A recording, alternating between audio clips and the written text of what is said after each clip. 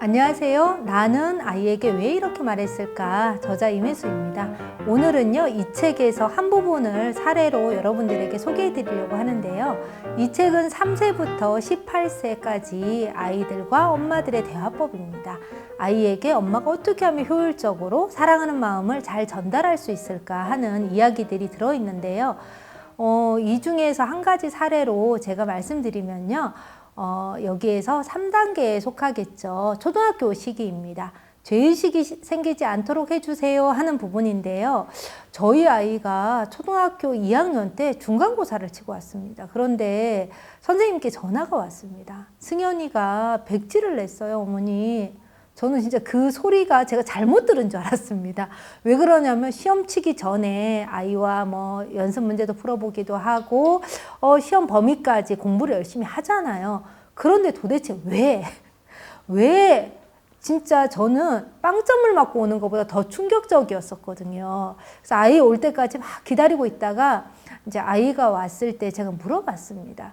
왜 그러냐면 정말 마음 같아서는 너 도대체 왜 백지를 냈어 하고 아이를 정말 제 화난 마음을 막 얘기를 하고 싶었는데요.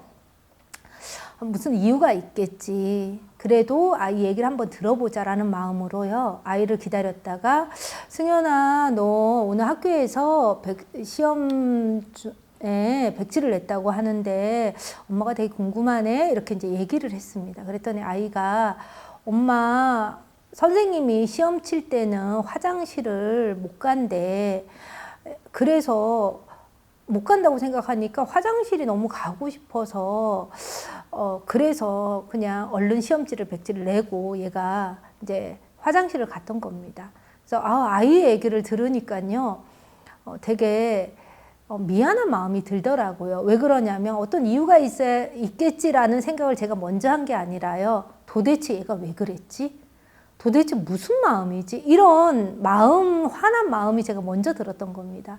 그래서 선생님하고 둘이 같이 이제 의논을 했어요. 선생님께도 선생님 이러합니다. 이렇게 얘기를 했더니 선생님이 그러면 승현이한테 화장실이 급하면 시험 도중에도 갈 수 있어. 이렇게 이제 선생님한테 도움을 요청해. 이렇게 얘기를 했더니 다음 시험에는 백지를 내지 않고 아이가 시험을 끝까지 다 칠 수 있었거든요. 그럴 때는 엄마의 도움도 필요했겠죠. 장이 약한 아이를 위해서 제가 그 전에 조금 편안한 음식을 마련해 준다든지 그 다음날에 컨디션 조금 조절해 준다든지 이런 부분에 조금 더 신경을 썼던 것 같아요. 근데 시험을 치고 나서 아이가 이렇게 얘기를 하는 거예요. 엄마, 화장실을 갈 수 없어. 이렇게 얘기를 하니까 혹시나 내가 실수하면 어떻게 할까 그 걱정 때문에 시험지에 글자가 안 보였는데 갈 수도 있어. 선생님한테 도움을 요청해. 이렇게 말하니까 엄마 화장실이 안 가고 싶어졌어. 시험을 나 다 칠 수 있었어. 이렇게 얘기를 하더라고요. 그래서 아이들은 어쩌면 왜 자기만의 문제에 딱 이렇게 사로잡혀 있잖아요.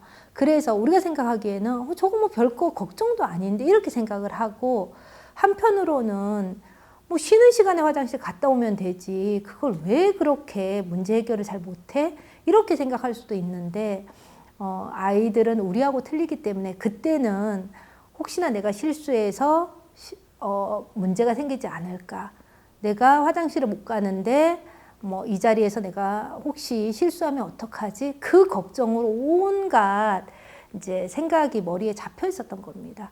그래서 아이가 어떤 문제가 있었을 때는요. 우리 관점으로 우리 기준으로 아이에게 대화를 다가가는 게 아니라 아이에게 어떤 일이 있고 아이가 지금 어떤 생각을 하고 심리적으로 어떤 고민을 하는지에 대해서 엄마라면 또 엄마가 아이의 문제를 잘 도와주고 싶은 게 엄마의 마음이잖아요. 그렇다면 그 마음을 잘 전달할 필요가 있습니다. 그런데 엄마들은 약간 단점이 있습니다. 어떤 거냐면요. 말로 먼저 화난 마음을 뱉어버리는 경우가 있어요. 예를 들어 제가 승현이한테 쉬는 시간이 있는데 그러고 시험 시간이 무슨 3시간, 2시간 이런 것도 아닌데 너 그거를 왜 못 참아? 이렇게 제가 말했다면 아이는 어떤 마음이 들까요? 나는 그것도 못 참는 사람. 친구들은 다 괜찮은데 나만 이상한 아이.